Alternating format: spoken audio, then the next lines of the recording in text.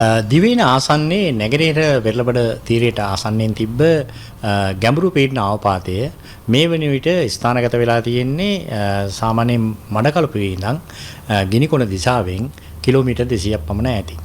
හැබැයි ඊයේ දිනේ අපි ප්‍රකාශ කළ ආකාරයට මේක අද දිනේ පස්වරුවේ සාමාන්‍යයෙන් හවස 5:00මාරත් 11:00මාරත් අතර කාල පරිච්ඡේදය තුලදී දිවෙන්ට ඇතුල් වෙනවා. හැබැයි ඇතුල් වෙන ගමන් මාර්ගයේ වෙනසක් ඇවිල්ලා තියෙනවා.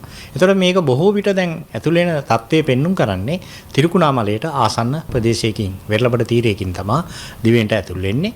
එතකොට මේ තත්ත්වය යටතේ වර්ෂාවෙත් අපි ඊයේ බලාපොරොත්තු වන තරම් ලොකු වර්ෂාපතනයක්. ඒ කියන්නේ ප්‍රමාණාත්මක ලොකු වර්ෂාපතනයක් ලැබෙන්නේ නැහැ. මොකද මේක කොහොමත් සුලිකුණාටුවක් බවට පරිවර්තනය වීමේ ලකුණක් නැහැ. එම නිසා අපි දැනට දිවයින තුල තියෙන වර්ෂාපතනය ගත්තම උතුරු මැද වයඹ වගේ පළාත්වල කඩින් කඩ වැසි හෝ ගිගුණු සහිත වැසි තත්ත්වයන් නිර්මාණය වෙනවා.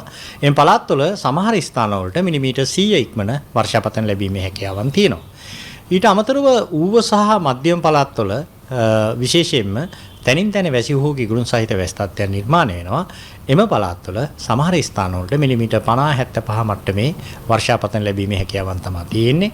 දිවයිනේ සෙසු පළාත්වල සාමාන්‍යයෙන් සන්ධ්‍යා කාලයේ හෝ රාත්‍රී කාලයේ වැසි හෝ ගිගුණු සහිත වැසි තත්ත්වයන් නිර්මාණය වෙනවා.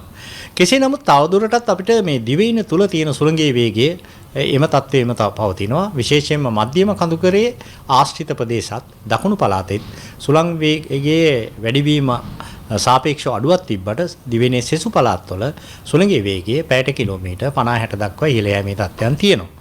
අනෙක් කාරණේ තමයි අපි දීවර ප්‍රජාවට පැහැදිලිව කියලා තියෙනවා.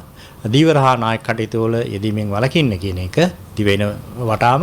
හැබැයි දැනට අපිට පැහැදිලිව පේනවා මේ තත්ත්වය යටතේ බොහෝ විට දිවයිනේ කංකසන්තුරේ ඉඳන් සාමාන්‍යයෙන් අපි ගත්තොත් හම්බන්තොට දක්වාම වෙරළබඩ තීරයට ඔබ්බෙන් තියෙන මුහුත් තීරවල දීවර හා නායක කටයුතු වල යෙදීමෙන් වළකින්න කියන ඉල්ලීම අද දිනෙත් අපි ප්‍රකාශ කරනවා.